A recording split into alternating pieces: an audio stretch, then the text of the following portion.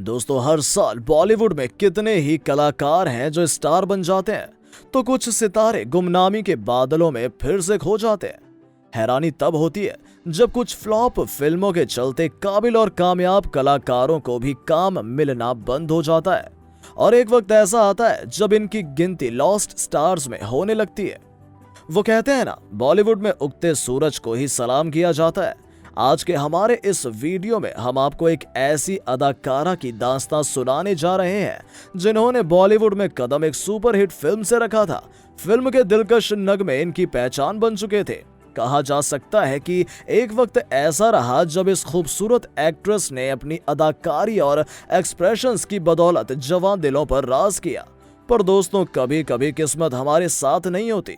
एक superhit debut के बावजूद इस अभिनेत्री को असफलता का एक लंबा सिलसिला देखना पड़ा। बाद में हालात यूं हो गए कि उन्हें आखिरकार बॉलीवुड को अलविदा कहना पड़ा। दोस्तों, आज के हमारे इस एपिसोड में जिक्र होगा 90 के दशक की फिल्म आशिकी के दर्शकों का दिल जीतने वाली अदाकारा अनु अग्रवाल की। आज अनु फिल्मी दुनिया से दूर है। उनकी गिनती बॉलीवुड के भूले बिसरे कलाकारों में की जाती है। दोस्तों, अनु के करियर की तरह ही इनकी पर्सनल लाइफ में भी काफी उतार चढ़ाव रहे। तो आइए दोस्तों, हमारे इस वीडियो को पूरा देखिए और जानिए आशिकी गर्ल यानी अभिनेत्री अनु अग्रवाल की कहानी। अनु अग्रवाल का जन्म 11 जनवरी 1969 को राजधानी दिल्ली में हुआ था। हालांकि कुछ रिपोर्ट्स में अनु की जन्म तिथि 11 जनवरी 1962 बताई जाती है। अनु का परिवार दिल्ली का एक उच्च मध्य वर्गीय है। इनके पिता फाइनेंस मिनिस्ट्री में कार्यरत हुआ करते थे। अपनी स्कूली पढ़ाई खत्म करने के बाद से ही अनु ने ग्लैमर वर्ल्ड की ओर अपने कदम बढ़ाने का मन बनाया। बात इनकी पढ़ाई लिखाई की करें तो अनु ने DU से समाज शास्त्र में डिग्री ली है। आपको बता दें कि अनु ने अभिनय जगत में आने से पहले कुछ वक्त तक मॉडलिंग की। अपने आकर्षक व्यक्तित्व से अनु मॉडलिंग की दुनिया में कुछ हद तक सफल रही। बॉलीवुड में बतौर अभिनेत्री इनकी शुरुआत साल 1990 में आई सुपरहिट फिल्म आशिकी से की थी। इनको निर्देशक महेश भट्ट ने फिल्म आशिकी में काम करने का प्रस्ताव दिया था, इसलिए अनु को महेश भट्ट की खोज भी कहा जाता है। फिल्म आशिकी 90 के दशक की आइकॉनिक फिल्मों में से एक रही। इन्होंने इस फिल्म में अनु वर्गीस का किरदार अदा किया था। फिल्म का निर्देशन महेश भट्ट ने किया और अनु के अलावा फिल्म में अभिनेता राहुल रॉय और दीपक तिजोरी भी लीड रोल्स में कास्ट किए गए थे। कलाकारों के अलावा फिल्म का संगीत भी काफी चर्चित था। नदीम श्रवण के संगीत में सजे फिल्म आशिकी के सुरीले नगमे खासतौर पर कॉलेज गोअर्स के बीच काफी चर्चित रहे। इस फिल्म का गाना धीरे धीरे से फैंस की जुबान पर चढ़ चुका था।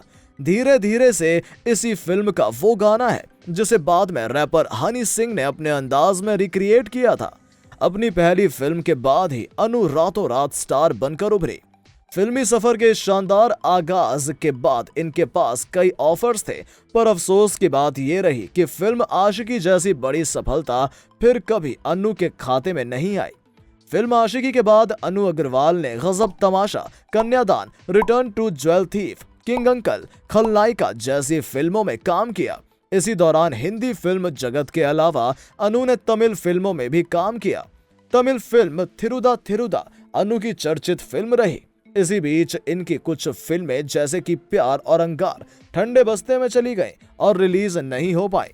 फिल्मों के लगातार फ्लॉप होने के चलते धीरे धीरे अनु के पास ऑफर्स कम पड़ने लगे। Film written of jewel thief में अनु को बड़े पर्दे पर आखिरी बार देखा गया। 90 के दशक के अंत तक अनु अग्रवाल बॉलीवुड से बिल्कुल गायब हो गई। अब हम आपको उस हादसे के बारे में बताते हैं जिसके चलते अनु को कुछ दिनों के लिए कोमा में जाना पड़ा और इनके करियर पर पूर्ण विराम लग गया। साल 1999 अनु अग्रवाल के जीवन का एक दुखद साल रहा। इसी साल अनु को एक भयानक कार एक्सीडेंट का सामना करना पड़ा। यह हादसा इतना खतरनाक था कि अपने एक्सीडेंट के बाद अनु को करीब 1 महीने कोमा में रहना पड़ा। एक्सीडेंट में अनु को कई चोटें आई। इनके कोमा से वापस आने के बाद उन्हें पैरालिसिस अटैक भी आया। डॉक्टरों ने उन्हें जवाब देते हुए कहा था कि अब वो कभी अपने पैरों पर दोबारा खड़ी नहीं हो पाएंगी। वो दौर अनु अग्रवाल के जीवन का सबसे कठिन वक्त था, जब उनका करियर पूरी तरह समाप्त हो चुका था और शारीरिक रूप से भी उन्हें काफी संघर्ष करना पड़ रहा था। पर अनु अपने इरादों की पक्की थी। उन्होंने टूटने के बजाय खुद को मजबूत बनाए रखा। योग की मदद से उन्होंने खुद को दोबारा ठीक किया और अपने पैरों पर चलने लगी। दोस्तों, इस विपरीत परिस्थिति में अन्नू ने जो हिम्मत दिखलाई थी वो वाकई काबिले तारीफ थी। आइए अब एक नजर अन्नू अग्रवाल की पर्सनल लाइफ पर डालते हैं। इनके पिता का नाम रमेश प्रकाश आर्या था, जो कि प्रतिष्ठित हंसराज कॉलेज में इकोनॉमिक्स पढ़ाया करते थे। बाद में इन्होंने मिनिस्ट्री ऑफ फाइनेंस में भी काम किया। इनकी मां का नाम उर्मिला आर्या है, जो कि एक गृहिणी है। इनके माता पिता की तस्वीरें उपलब्ध नहीं है। इनके अलावा अनु के भाई बहनों से संबंधित जानकारियां पब्लिक डोमेन में उपलब्ध नहीं है। दोस्तों, अनु अग्रवाल के बारे में कहा जाता है कि वो आज भी सिंगल हैं, यानी फिलहाल किसी रिलेशनशिप में नहीं है। उन्होंने कभी शादी नहीं की और ना ही उनके कोई बच्चे हैं। हालांकि इनके कई अफेयर्स और एंगेजमेंट्स रहे। अनु कभी डायरेक्टर आदित्य भट्टाचार्य से एंगेज्ड थी। आगे चलकर इनका नाम म्यूजिक डायरेक्टर रंजीत बारोट से भी जोड़ा गया था।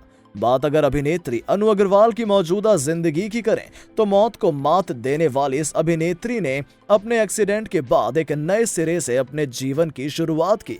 जिस योग की बदौलत वो अपने पैरों पर खड़ी हुई, उसी योग में अपना करियर बनाया। आज अनु एक फाउंडेशन चलाती हैं। ये फाउंडेशन मुंबई के गरीब वर्ग के बच्चों को निःशुल्क योग सिखाती है। ये कहना जरा मुश्किल है कि अभिनेत्री अनु अग्रवाल बड़े पर्दे पर अब कब लौटेंगी, पर 90 के दौर का जिक्र जब भी आएगा, अनु आशिकी गर्ल के रूप में हमेशा याद की जाएंगी। तो दोस्तों, ये थी 90 के दशक की अभिनेत्री अनु अग्रवाल की कहानी। यहाँ हमने अनु के जीवन से जुड़े हर छोटे बड़े उतार चढ़ाव और संघर्ष को बड़े करीब से देखा। उम्मीद है आपको ये वीडियो दिलचस्प लगा होगा। दोस्तों, ऐसे ही वीडियोस के लिए बने रहिए हमारे साथ। शुक्रिया।